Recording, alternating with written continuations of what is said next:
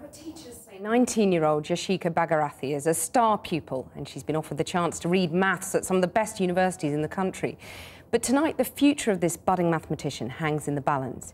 Yashika is being held in Yarlswood Immigration Removal Centre, and she now faces being sent back to Mauritius completely alone with just her school bag and the loose change she has in her purse. Her family fled Mauritius in 2012 to escape, they claim, a relative who had been physically abusive. Because of her age, the Home Office considers Yashika's case separately from her mother and siblings, who all currently live in North London. Her school friends at the Oasis Academy Hadley have taken up her cause. Earlier this week, they protested outside the Home Office.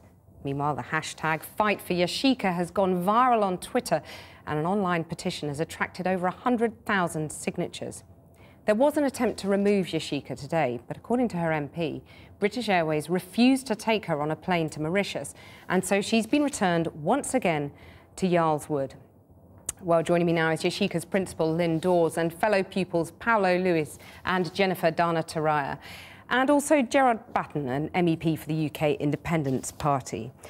Well, Lynne, tell me first why Yashika's case has so inspired you and why it's so crucial in your view that she stays. Well, Yashika is a very talented student. She's very talented academically, works very hard and is on for very good grades and is looking to study maths at university.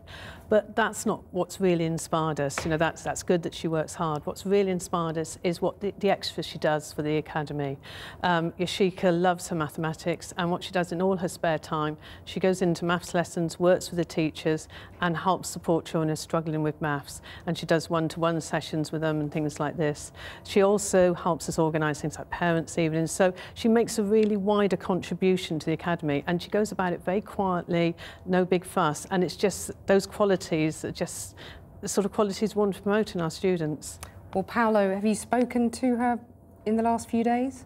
Yes, fairly recently. We spoke to her yesterday, and the connection was very difficult. But from what I could take, she was suffering greatly. I mean, she is a fairly silent girl, but communicating to her how we felt made her very happy, but at the same time made her very sad, because she knew that we were doing all this for her, but really she didn't want to be in that kind of predicament. I mean, who does? But besides that, she was more speechless than anything else, because I mean, I've never been in that kind of predicament, and don't wish it on anyone else, but she just couldn't come to words on how she felt, because such pressure had been put on her without any sort of cause or like inquiry as to like why she was actually just being put straight away.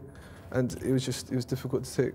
Well, Jennifer, what are her fears now if she does have to go back to Mauritius? I think her fear lies back in Mauritius with some threat from her family members, and we're not too sure of the detail about it, but I think she's in a lot of danger, so I think that's why we set up this campaign to help her and save her, because this is basically her home, and her home is not in Mauritius. And yeah. Lynne, how is her mother coping? And well, her mother's very distraught, really, really struggling. You know, I think Mum is very worried about her daughter potentially going back by herself, you know, being back in the country where she's got no support. You know, she's 19, but when you're 19, you still need your mum, and you need that family around you to support you. So she's very, very worried and really is struggling to cope, I'll be honest. And time's really running out. Well, time is running out, and, you know, it seems that possibly that Mum's papers have now, her claim has now been declined. So we're looking that, you know, there might not be any argument for them not to go back.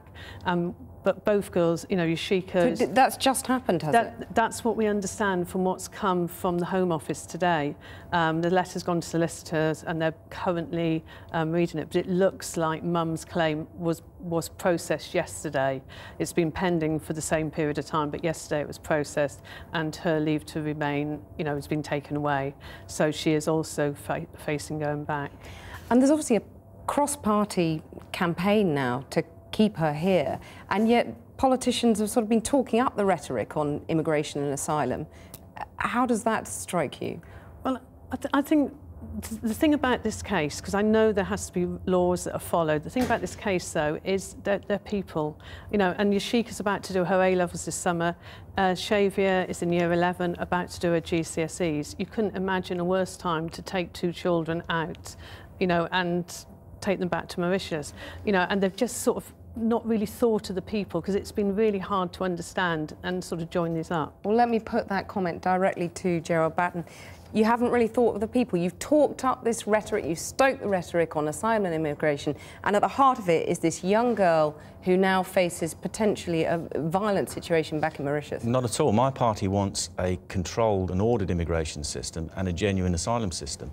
I'm equally outraged about this case because I think it's totally wrong that this 19-year-old's case should have been considered separately from her family, purely on the technicality that she's an adult at 18. They should have all been considered together. We've heard the news about the mother's case today, but the whole point about the immigration and asylum system is it's dysfunctional and it's chaotic and it doesn't work.